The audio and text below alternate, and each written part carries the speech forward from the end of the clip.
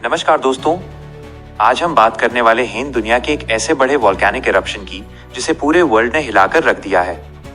Ethiopia के अफार reason में स्थित हाईली गुबी वॉल्केनो 12,000 साल बाद एकदम से फैट पड़ा, अचानक बिना किसी वार्निंग के, और इसका असर सिर्फ इथियोपिया तक सीमित नहीं रहा। इसके ऐश क्लाउड्स भी इंडिया तक पहुंच चुके हैं, दिल्ली एनसीआर के आसमान तक। पूरी दुनिया की नजर इस समय इसी घटना पर टिकी हुई है। आज की इस 30 मिनट की स्पेशल रिपोर्ट में हम जानेंगे ये इरप्शन कहां हुआ, कैसे हुआ, इथियोपिया में क्या हालात हैं, फासले से होने के बावजूद इंडिया पर इसका क्या प्रभाव पड़ रहा है, दिल्ली के आसमान में ऐश क्लाउड कैसे पहुंचा, फ्लाइट्स क्यों डाइवर्ट की जा रही हैं, एक्सपर्ट्स क्या बोल रहे हैं, और ये धरती के फ्यूचर के लिए क्या सिग्नल है। तो चलिए शुरू करते हैं इस विशेष रिपोर्ट को। वोल्केनो क्या है? सबसे पहले समझते हैं कि वोल्केनो होता क्या है। धरती के अंदर एक मोल्टन रॉक होता है जिसे हम मैग्मा कहते हैं। ये मैग्मा कई साल तक प्रेशर बनाता रहता है, और जब प्रेशर ज्यादा बढ़ जाता है तब धरती के सरफेस पर एक बड़ा एक्सप्लोजन होता है जिसे हम वोल्केनिक इरप्शन कहते हैं।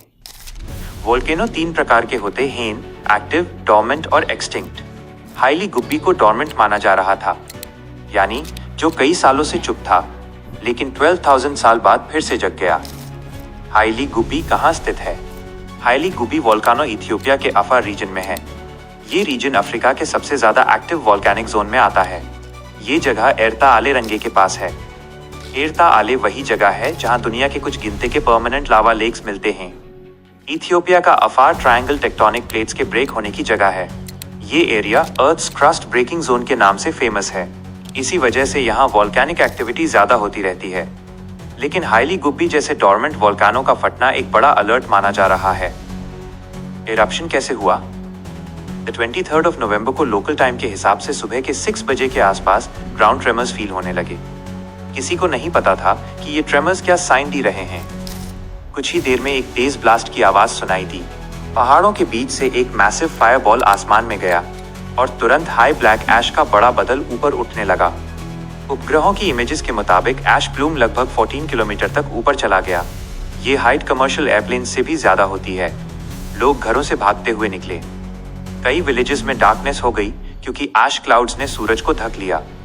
पूरा माहौल तबाही जैसा लग रहा था। इथियोपिया में तबाही। इरप्शन के तुरंत बाद अफार रीजन में हालात बिगड़ गए। कई गांव अश से ढक गए। पशुओं की मौत की रिपोर्ट्स। घरों की छतों पर अश की थिक लेयर। कई लोगों को स्मोक और अश से ब्रीदिंग प्रॉब्लम्स। इमरजेंसी इवैक्यूएशन शुरू। इथियोपिया की गवर्नमेंट ने अफार रीजन के आसपास इमरजेंसी अलर्ट जारी कर दिया। थाउजेंड्स लोगों को सेफर जोन्स में शिफ्ट किया गया। एयरपोर्ट्स ने फ्लाइट सस्पेंड कर दी क्योंकि वॉल्केनिक ऐश इंजन्स को डैमेज कर सकता है। सबसे ज्यादा डेंजरस सल्फर डाइऑक्साइड का हाई लेवल बताया जा रहा है। ऐश क्लाउड इंडिया कैसे पहुंचा? अक्सर लोग ये पूछते हैं कि इथियोपिया से हजारों किलोमीटर दूर होने के बावजूद ऐश क्लाउड इंडिया कैसे पहुंच गया। इसका जवाब है jet stream winds. Jet stream high speed winds होती है जो 30,000 to 45,000 फीट की हाइट पर चलती हैं। ये विंड्स वॉल्केनिक ऐश को बहुत दूर तक ले जा सकती हैं। इथियोपिया में फटा वोल्केनो का ऐश क्लाउड पहले रेड सी के ऊपर गया, फिर अरेबियन पेनिनसुला में मूव हुआ, और फिर अरेबियन सी क्रॉस करके इंडिया के नॉर्थ वेस्ट रीजन में ए गया। दिल्ली, पंजाब, राजस्थान के ऊपर एल्टीट्यूड्स पर ऐश क्लाउड्स डिटेक्ट किए गए। आईएमडी ने कंफर्म किया कि ऐश क्लाउड इंडिया के ऊपर अपर एटमॉस्फेयर में ट्रैवल कर रहा है। इंडिया पर असर। दिल्ली एनसीआर। दिल्ली आमतौर पर पॉल्यूशन से पहले ही परेशान रहती है। वॉल्केनिक अश के आने से लोग और ज्यादा चिंता में ए गए।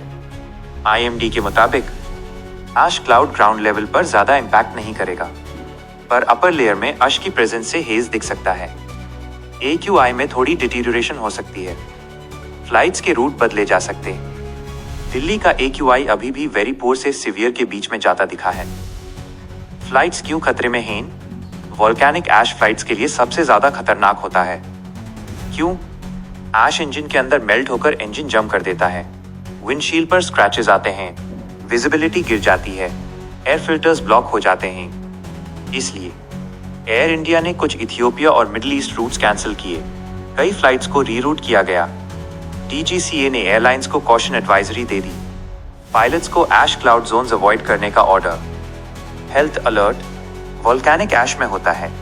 PM 2.5, PM 10, sulphur dioxide, toxic gases, ये सब मिलकर रेस्पिरेटरी सिस्टम को इरिटेट करते हैं। डॉक्टर्स के मुताबिक आस्मा पेशेंट्स को स्पेशल सावधानी, बच्चों और बूढ़ों को मास्क पहनना जरूरी, आउटडोर एक्टिविटीज कम करें, ऐश के कांटेक्ट में आए कपड़ों को तुरंत धोएं।